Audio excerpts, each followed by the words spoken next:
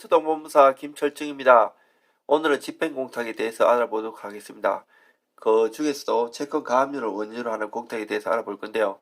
저는 서초동에서 본부사 10년 이상 하면서 대기업 거래처 공탁 업무, 소송 업무, 집행 업무를 여러 가지 많이 했습니다. 집행공탁에 대해서 알아보겠는데요. 금전 채권에 대하여 가압류가 있는 경우에 제3채무자는 변제기 또래 시 가압류 채무자에 대해 이행지체 책임을 면할 수 없어 가압류 채무자에게 채무를 이행하여야 하나, 이 경우 이중변제 위험이 있고 또한 자신의 채무를 선이행하거나 동시행을 하여야만 상대방에 대한 채권을 행사할 수 있는 경우 등에도 제3채무자는 자신의 의사와 관계없이 불이익을 입을 수밖에 없으므로 채권 가압류가 있는 경우 공탁을 인정할 필요성은 클 것이나 민사집행법 시행 이전에는 집행공탁은 명백히 허용될 수 없었고 단지 민법 487조에 의한 변제공탁을 인정할 것인지 여부에 대해서만 견해가 대립되는데, 이러한 문제를 입법적으로 해결하기 위하여 민사집행법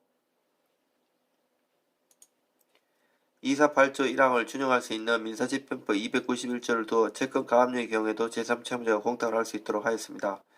즉, 금전채권의 일부 또는 전부에 대하여 가압류가 있는 경우 제3채무자는 가압류된 채권액 또는 가압류와 관련된 금전채권 전액을 공탁할 수 있고, 이 경우 그 가압류의 효력은 청구채권액에 상응하는 공탁금에 대한 채무자의 출급 청구권에 대하여 존속합니다.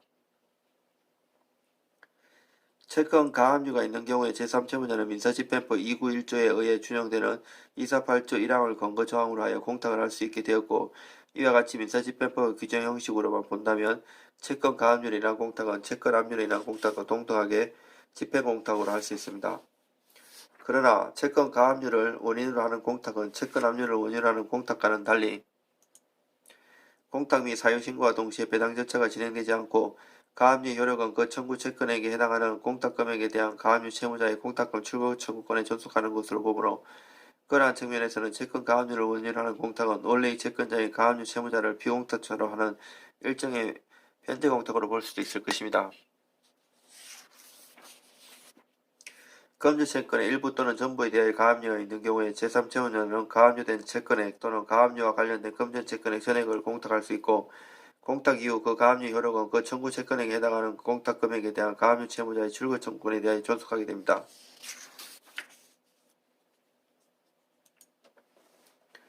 금전채권에 대한 가압류를 원인으로 제3채무자가 공탁한 때에도 그 사유를 서면으로 법원에 신고하여야 하는데, 본안유를 위한 보전 처분에 불과한 채권 가압류를 원인으로 한 공탁 및 사유 신고만으로는 그 공탁금으로부터 배당 등을 받을 수 있는 채권자의 범위를 확정하는 배당가입 착각 효과도 없고, 배당 절차를 개시하는 사유도 되지 아니하며 단순히 가압류를 발령법원에 공탁사실을 알려주는 의미밖에 없다고 할 것이므로,